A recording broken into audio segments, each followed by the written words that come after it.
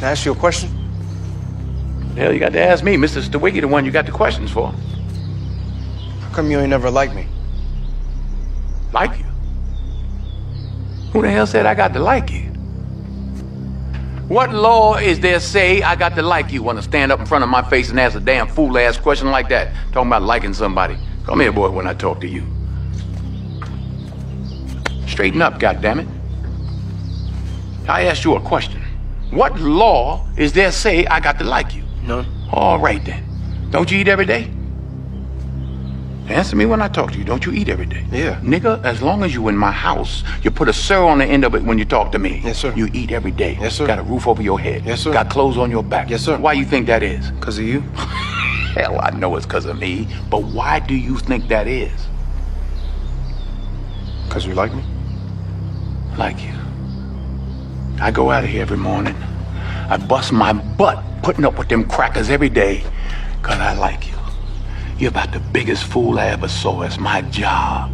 It's my responsibility. A man is supposed to take care of his family. You live in my house, fill your belly with my food, put your behind on my bed because you're my son.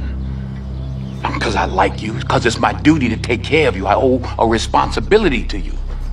Now let's get this straight right here and now before I go along any further. I ain't got to like you. Mr. Rand don't give me my money come payday because he like me. He give it to me because he owe me.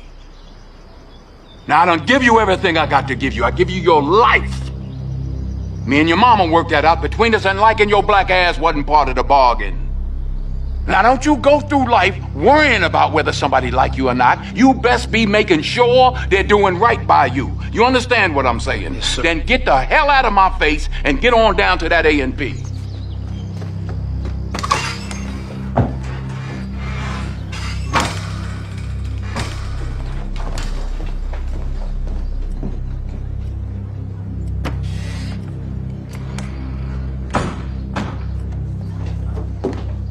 But a lot of these parents will take their madness to the grave.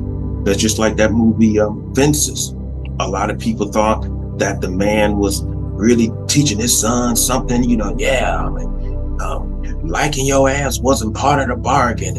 And why you worried about, he asked his father, how come you never liked me? Never liked me.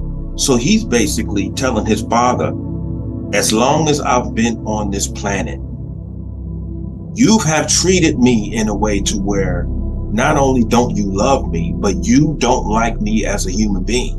And a whole lot of you black men out there, you overly masculine bastards. Yeah, I'm calling you bastards. That is no way to treat your son. To have your son walk around here feeling like he ain't liked by his own father, and therefore he ain't loved by his own father, because his father got beat down by the system of racism, and you looking up to a man like that? That man ain't no hero. That man is a punk. He let society and racism beat him down to the degree he didn't even know how to have a decent relationship with his son. So he's using his son as a punching bag because he didn't have enough cojones or whatever the hell y'all call it to stand up towards the system and the man who he felt like was abusing him. So he takes all of that and he starts beating on the son because he didn't have enough balls to stand up against his oppressor. Regardless of what you're going through in this life, you should never allow your son or make your son feel as though he is not loved by you or even liked by you. That's a punk way to be. You a punk. That's what you are. Because I don't care what I've been through out here in this world. Neither one of my sons are walking around feeling like their father don't like them. And then at the end of the movie, that symbolic scene where they was looking up at the sky, and symbolically the man's spirit was smiling down on them on the earth. That don't mean nothing, bro. Because when you was down here on this earth, all you gave us is hell. You give your children heaven while you're on this planet. You don't give them hell. You don't have your children walking around here feeling like they don't love, you don't love them, and let alone you don't like them as a human being. And a whole lot of you black men out there, yeah, I understand what he's talking about. Yeah, that's real. No, it ain't. That's not real at all. You don't have your sons walking around here feeling like they are not liked by you. That's not masculine. That's acting like a bitch.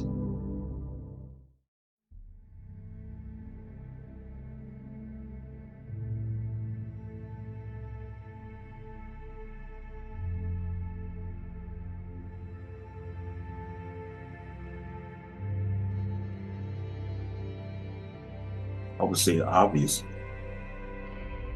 that statement disturbed a whole lot of our brothers out there. A lot of brothers who really didn't understand what that conversation was about in the movie Fences. The whole thing is, I talk about social engineering a lot. And when you hear things like that, you have to understand that when people end up like the character that Denzel Washington portrayed, what one has to always understand is that people were not born into the world as such. Something made a person like that. The same way certain experiences made a human being like me, and how certain experiences made a human being like you. Now, there was a few brothers on my Facebook who sent me personal messages about the scene, and they had some concerns. Now, one of the reasons why I don't get any pushback right here on YouTube is because after I make these videos, I post these videos on my Facebook. And so I get a lot of personal messages on Facebook. Now, if those people don't want to, would rather not comment here on YouTube, that's fine. I don't have a problem with that. But if there are some concerns that people have, I use this YouTube channel and I use these video opportunities to address those. So what we're going to deal with is the conversation that was in the movie Fences, portrayed by Denzel Washington. Now, previously, we really can't tell you the year, but James Earl Jones had portrayed the same character. And what I noticed when I first seen him portray the character is that after that scene was done, I heard the massive applause in the audience. In my mind, immediately wondered, okay, is it because of the acting, or is it because of the message that is imbued in this scene? What are you applauding? Are you applauding the performance by James Earl Jones, or are you applauding the message, thinking that this message is beneficial, not only to our community, but other communities, but primarily the Black community? And I say primarily the Black community is because the cause and effect that this character portrayed in the movie Fences is mostly in effect towards Black men in this society. Now, I would like to go through this conversation, which I feel was very disrespectful, which a whole lot of Black men in our community, I I think they missed it. So I say again, we have to understand what social engineering is.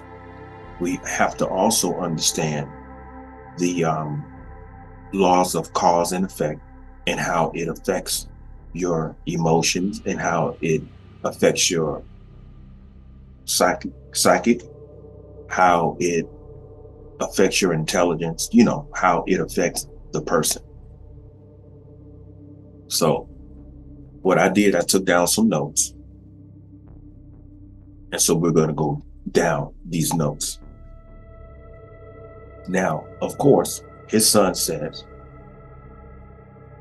how come you never liked me? Now, I think in my previous videos, I had explained that the word never, that implies his son having a relationship with him his entire existence, of his father acting and reacting and responding to him as if he did not like him as a human being. That's what that means. He said, how come you never liked me? Never liked me. And so he comes back and he says, who the hell said that I have to like you? Now, a lot of black men, and even some black women, but I'm just going to deal with black men. Now, when they hear that, to them, they say, yeah, who the hell said that we gotta like our sons? See, what you're doing is you're getting yourself mixed up, because this is your son talking to you. This is your son asking you, what has affected you? How come you've acted like you've never liked me?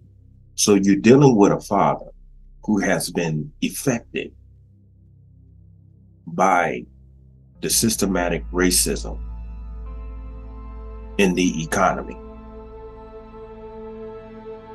So basically, where he got this pattern of thinking from was the man who he calls his boss at the job. So obviously, he must, at some point in time, felt as though his employer didn't like him as a human being. So the character at some point in time probably approached him, and most likely approached him and said, how come you act like you don't like me? Now, most likely his employer asked him, who the hell said I have to like you?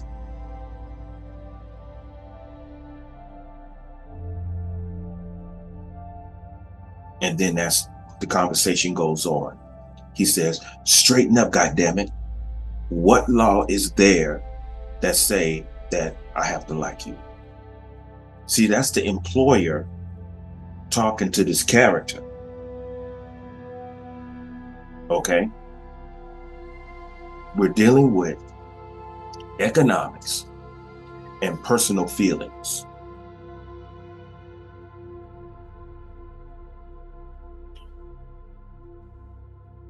That's going on today. Simply because people in the white community hire you.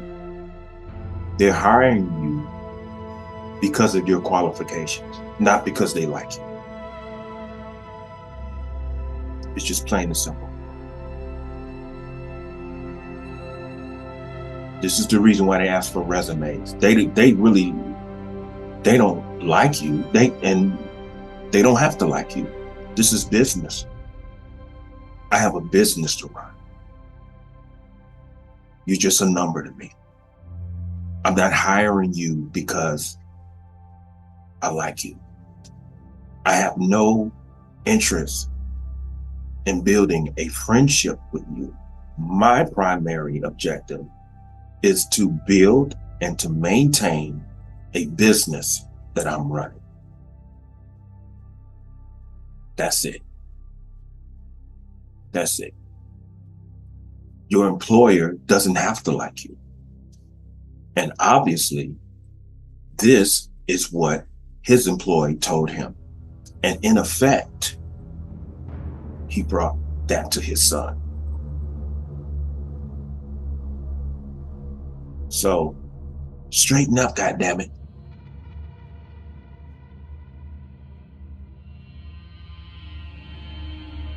So he hits his son on the chest. Straighten up, goddammit, when you're talking to me. See?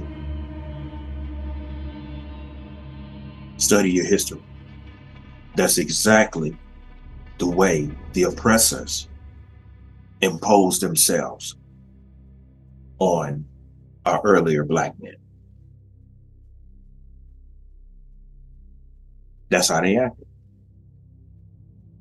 And whenever our black men would address them without using the word sir, this is the reason why he said, nigga, you put a sir on the end of your sentences when you address me.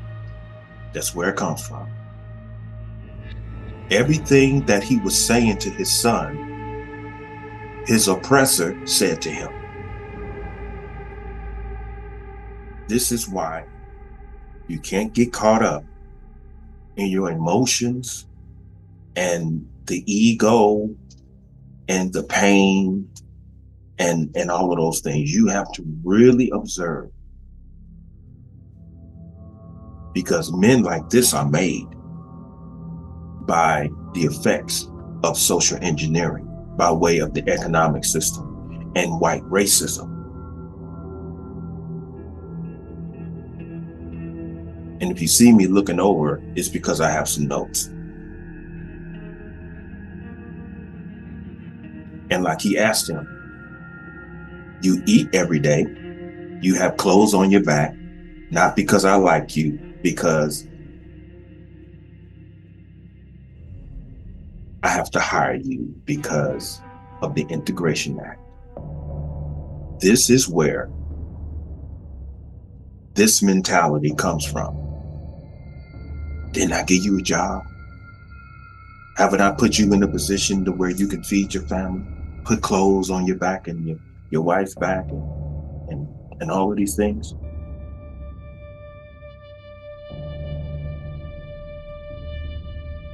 I have to put up with you. Therefore, I have to tolerate you because I have to hire you now.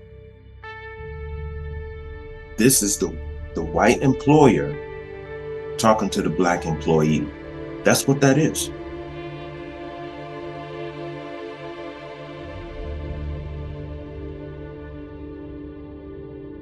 That's what you're dealing with. And he feels like, I have to tolerate you, not only for your benefit, but for my benefit. Because even though you have a family that you have to take care of, so do I.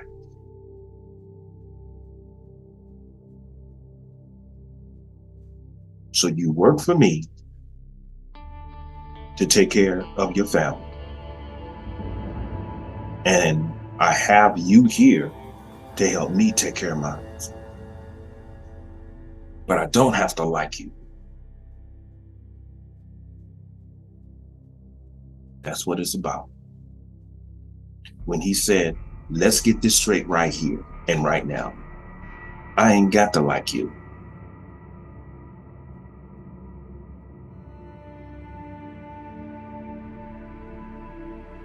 That's the employer talking to the employee, and therefore the oppressor talking to the oppressed.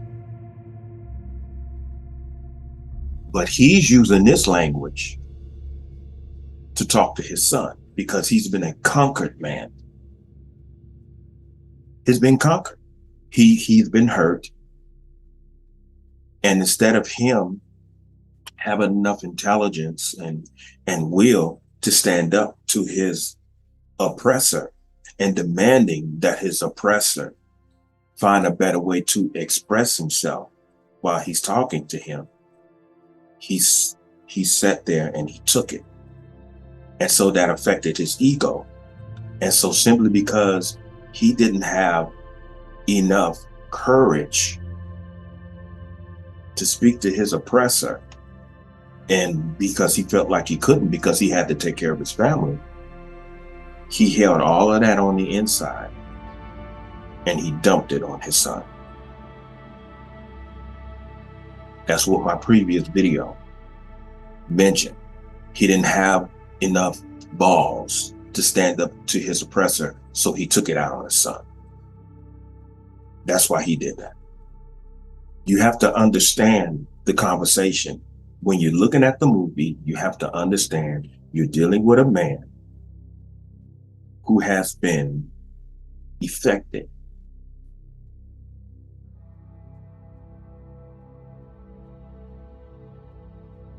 As it says, I pay you for your work, and not because I like you, but because I owe you for your work.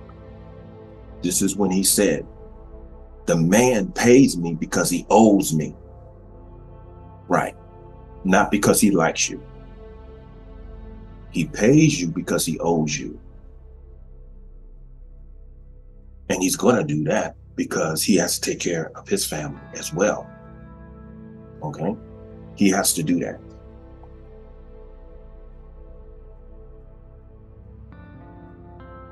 Then he said, now I'm giving you everything I have to give you. I gave you my life. And liking your black ass was not part of the bargain. Let's go over that. Now I'm giving you a job. I gave you an opportunity. And liking your black ass was not part of the bargain. I'm hoping y'all understand what I mean by this.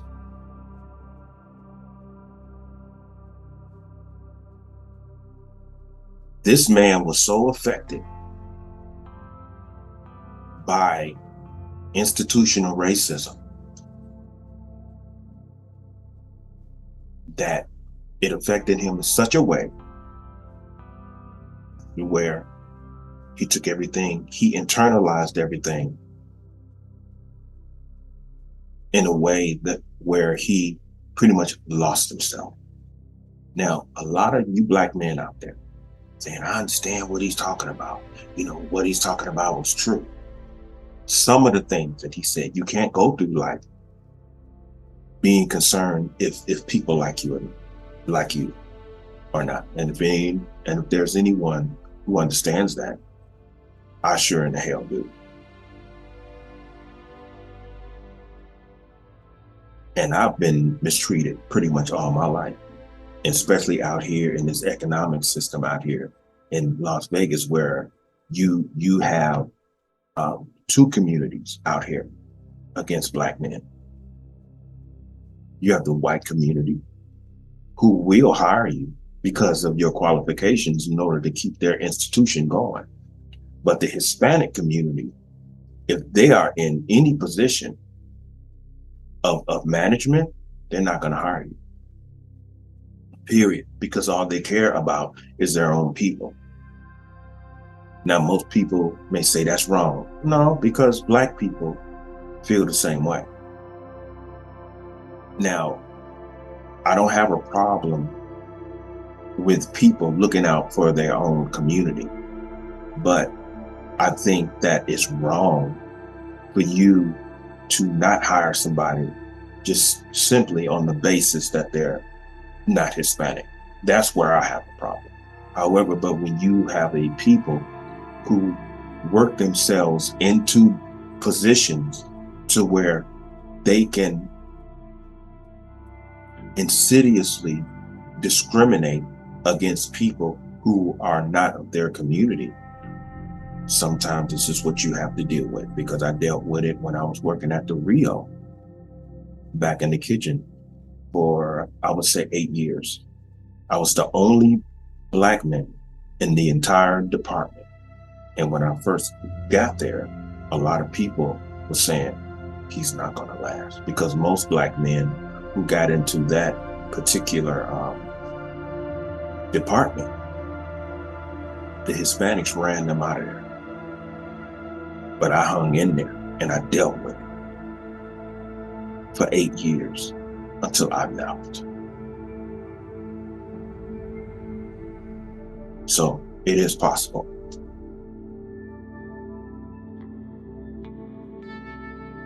So his father learned a very harsh reality.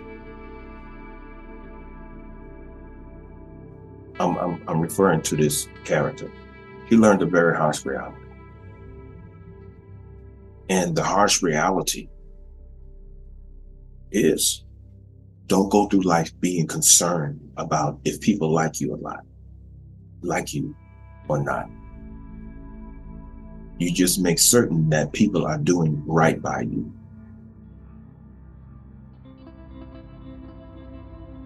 See, he's talking about the economic system and the social arena. But when it comes to your son,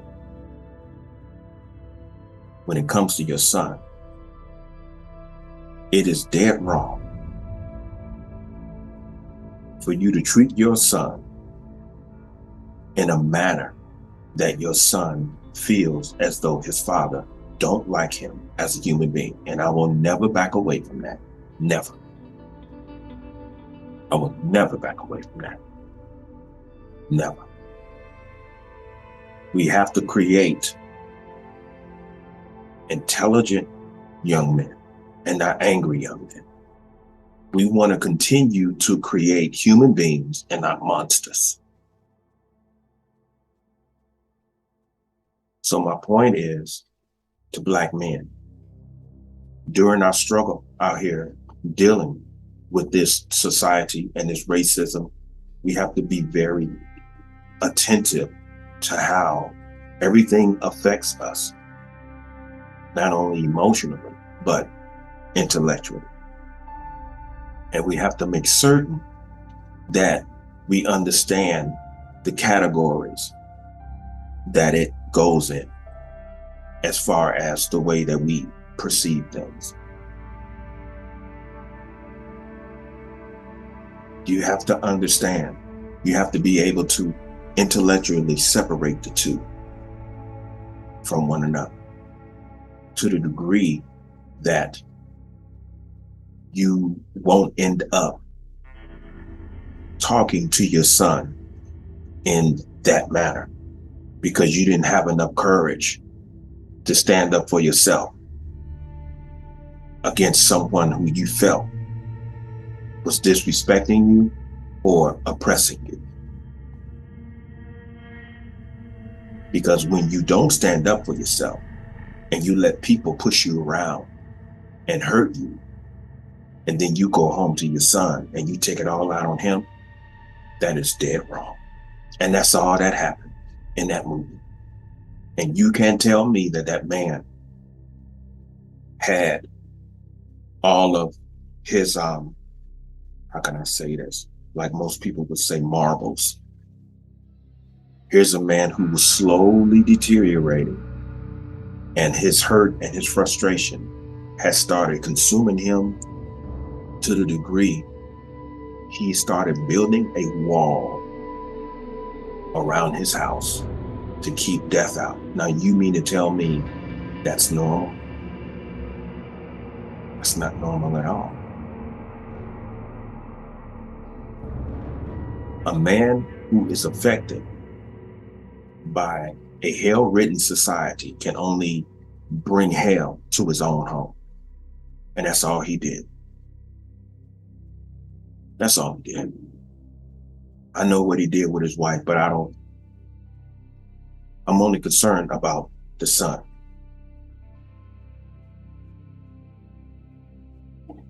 Do not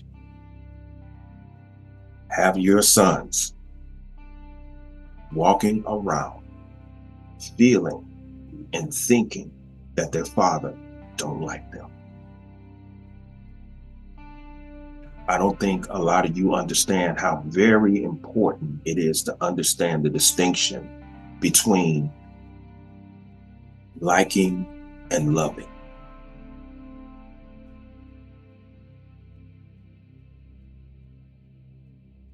See, when your child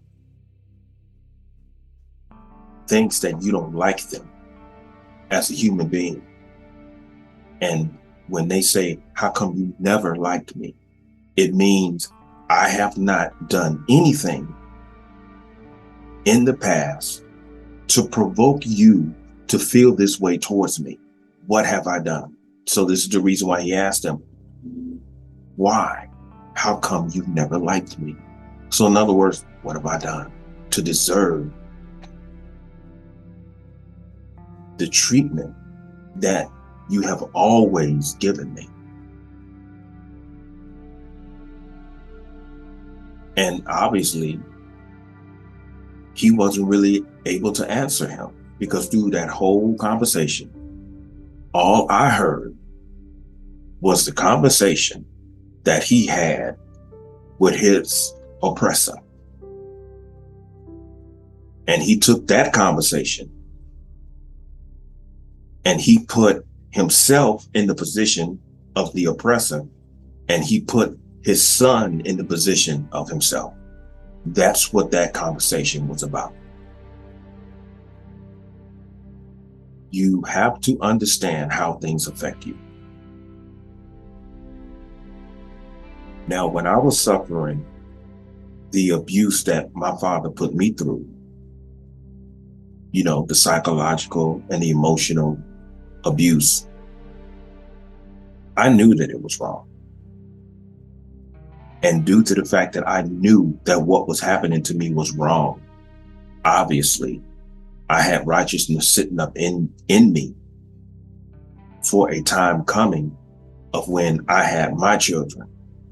My children were not going to be treated the way that I was treated.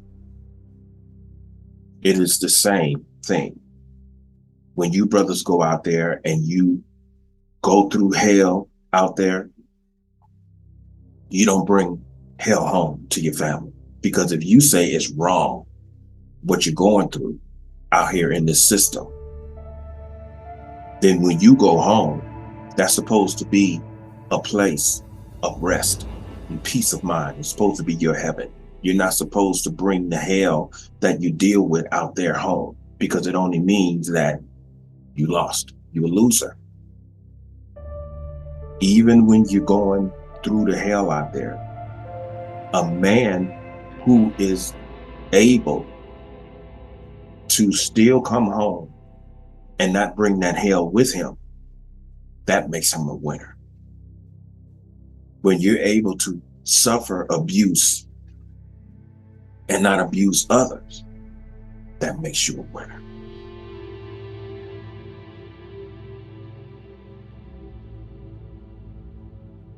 It's a character who was dealing with the harsh realities of economic and systematic racism. And he allowed it to affect him in a manner that it contaminated the relationship that he had with his son. He wasn't able to love his son properly because he got destroyed in the system. And you saw it further into the movie. He provoked a fight with his son. And the camera showed him when he had his son down on the ground, choking him. The camera showed his face. He didn't have any remorse. He didn't have any compassion, because what he was doing to his son, he wished that he was able to do it to his oppressor. It's simple. It's a simple observation. It's a simple observation. So I say this to the brothers. Make certain that you listen closely to that conversation, because it's no conversation, it's nothing there that I would suggest anybody to be proud of. You have to understand that conversation. You have to understand his dialogue and where his dialogue came from. It came from his own oppressor, and it also came from his own anger towards himself and his lack of courage. and his ego and all of those things. So I would suggest y'all look at that. You brothers look at the movie again, listen to the conversation and listen inward and understand that people like that are created by the effects of social engineering. And you have to be able to understand that even though you love your children, if they feel as though you don't like them, then they won't feel loved. Now you may say, but I love my son. Well, then why is your son asking you, how come you never liked him? Now, if he feels as though you never liked him, it only means that he feels as though you don't respect him, and therefore you don't care about him, and therefore you don't like him, and therefore you don't love him. We are to create human beings and not monsters. So with that being said, I wanted to go over that conversation and put this out there for you brothers to observe. Listen to it again. And you may still end up with the same understanding. I'm just giving you my take on it. I'm just giving you my take on it. But love your sons. And never allow your sons to walk around feeling as though you don't like them. That's dead wrong. Because when you do that, you create monsters. And we have Black women out here, regardless of how difficult they are, that if we create monsters the same way these Black women are creating ratchets and putting them into the society, we as Black men, if we create monsters in reflection of the way that this man was trying to make his son a monster, in effect, we're going to create a hell. That's all we're creating. Let's create intelligent young men and not monsters. And that has nothing to do with being masculine or overly masculine or alpha male or beta male. All of that is just bullshit rhetoric. That's all it is. And y'all caught up in all of that divisiveness, beta male and alpha male. Who gives a damn? You know who you are. So what? Somebody look at you and say, you a beta. You caught up in that rhetoric. I know who and what I am. And simply because you say I'm one thing doesn't mean that is so, because I know who and what I am. Y'all need to move away from that type of rhetoric, because it's only rhetoric. That's all it is. And it's got everybody going back and forth. You know, this gynocratic and all that manosphere stuff. Hey, like I say, that's not my area. So who am I to say? But I just wanted to go over this conversation with y'all, with you brothers. I'm gonna have to stop saying y'all, with you, with the brothers, to help them understand exactly my angle and the way that I understood it. And I want to continue to encourage brothers to have a loving and intelligent relationship with their sons, because they need it. And I feel that if anyone knows that, I do. And I've already talked about my relationship with my dad. I haven't told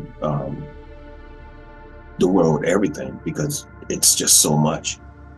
You know, it was just so much that I went through, you know, and because of what he went through in the South when he came to the North, and simply because he didn't have enough courage to stand up to my grandfather on his side, he took it out on me. But instead of him being my teacher and me becoming an abuser to my sons, I rejected it. No, you're not going to be my teacher. You're going to be my experience. And if you teach me anything, you're going to teach me how not to be, not how to be. So with all of this being said, I just wanted to go over this and give y'all, see, there I go again, give you brothers my angle on it. Y'all be patient with me. I'm new to this YouTube experience, and I'm basically a very reserved and reclusive person. You know, and as a matter of fact, people who know me well are actually shocked that I'm even making videos with me here talking directly to you. But hey, it is what it is, right? So with you brothers, I would encourage to have an open and loving and intelligent relationship with your sons, and help your sons to become intelligent, compassionate, strong young men. And understand that we are preparing our black men for the young ladies in our community. So we have a whole lot of work on both sides. It's just not black women. We black men have a whole lot of work to do as well. So I end this video by saying what I always say: just stay human. Always remember what it means to be a human being. Understand that being a human being is just simply being a humane person, a member of humanity. So with that being said, everyone have a good day. Peace.